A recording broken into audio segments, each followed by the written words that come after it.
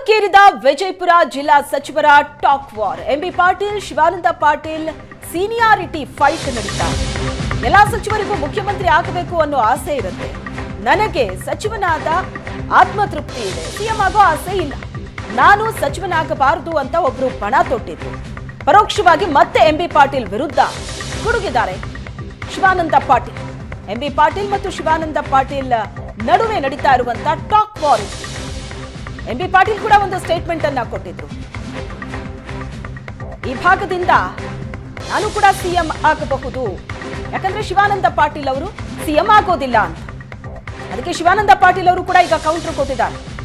ನನಗೆ ಸಚಿವನಾದ ಆತ್ಮತೃಪ್ತಿ ಇದೆ, ಸಿಎಂ ಆಗೋ ಆಸೆ ಇಲ್ಲ ನನಗೆ ಅಂತ ಹೇಳಿದ್ದಾರೆ.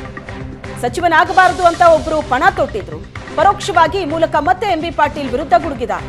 ನಾನು ಜನತಾದಳ ಬಿಜೆಪಿ ಪಕ್ಷದಿಂದ ಬಂದವನು ನಿಜ, ಕಾಂಗ್ರೆಸ್ಗೆ ಕರ್ಕೊಂಡು ಬಂದಿದ್ದು ಯಾರು ಅನ್ನೋದು ಆತ್ಮಾವಲೋಕನ ಮಾಡಿಕೊಳ್ಳಿ. ನಾನು ವಲಸಿಗ ಅನ್ನೋದು ಇಟ್ಕೊಂಡು ರಾಜಕಾರಣ ಮಾಡಲ್ಲ. ಎಂಬಿ ಪಾಟೀಲ್ಗಿಂತ ಸೀನಿಯರ್ಸ್ ಇದ್ದಾರೆ ಅಂತ ಶಿವಾನಂದ ಪಾಟೀಲ್ ಹೇಳಿದ್ದಾರೆ. ಸೀನಿಯರ್ ನಾನು ಇರ್ಬೋದು, ಜೂನಿಯರು ಇರ್ಬೋದು, ಆದರೆ ನನಗೆ ಆಸೆ ಇಲ್ಲ ಮುಖ್ಯಮಂತ್ರಿ. ನಮ್ಮ ಸೀನಿಯರ್ಸ್ ಯಾರ್ಯಾರು ಪಾಪ ಪಕ್ಷ ಕಟ್ಟು ದುಡಿದು ಆಗ್ಬೇಕಂತ ಕಾಯ್ತಾ ಇದ್ದಾರೆ, ಅವ್ರು ಆದರೆ ಸಂತುಷ್ಟದ ಅಂತ ಇಷ್ಟು ಹೇಳಿದ್ದೀನಿ. ನಾನು ಬೇರೆ ಏನೂ ಹೇಳಿಲ್ಲ. ಸೀನಿಯರಿಟಿ ಮಾನದಂಡ ಅಲ್ಲ, ಅದು ನನಗೂ ಗೊತ್ತಿದೆ. ಆದರೆ ಪಕ್ಷಕ್ಕಾಗಿ ಅವ್ರು ದುಡ್ದಾರಲ್ಲ, ಭಾಳ ಜನ ಭಾಳ ಥರ ದುಡ್ದಾರೆ. KPCC ಅಧ್ಯಕ್ಷರಾಗಿ ಪಕ್ಷ ಕಟ್ಟಾರೆ, ಪಕ್ಷ ಅಧಿಕಾರಕ್ಕೆ ಬಂದಿದೆ.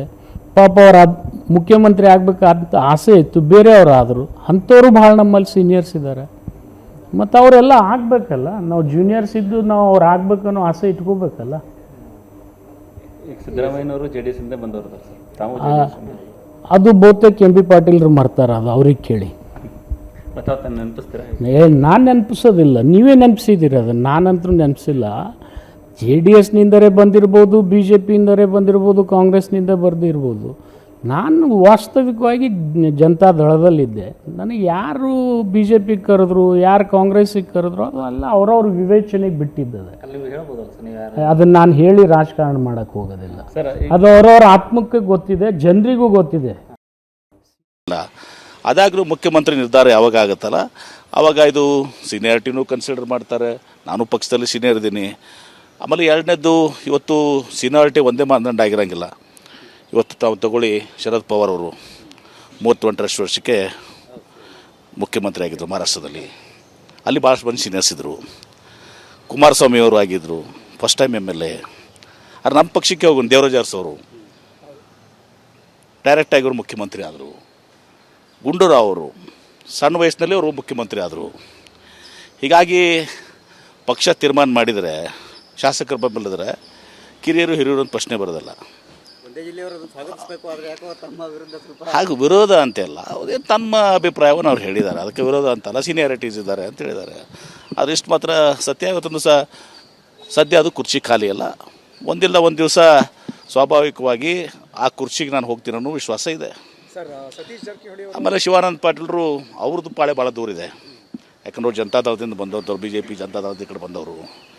ಅವ್ರಿಗೆ ಬಹುಶಃ ಪಾಳೆ ಯಾವ ಕಾಲಕ್ಕೂ ಕಾಂಗ್ರೆಸ್ ಪಕ್ಷ ಇಲ್ಲ. ಅವರು ಹೇಳಿದ ಪ್ರಕಾರ, ಸೀನಿಯಾರಿಟಿ ಪ್ರಕಾರ ಅವ್ರದ್ದು ಯಾವ ಕಾಲಕ್ಕೂ ಕೂಡ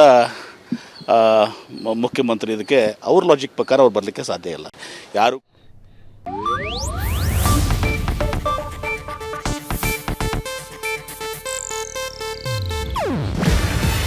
ಇದು ಏಷ್ಯಾನೆಟ್ ನ್ಯೂಸ್ ನೆಟ್ವರ್ಕ್ ಪ್ರಸ್ತುತಿ. ನೀವು ನೋಡ್ತಿದ್ದೀರಾ ಏಷ್ಯಾನೆಟ್ ಸುವರ್ಣ ನ್ಯೂಸ್.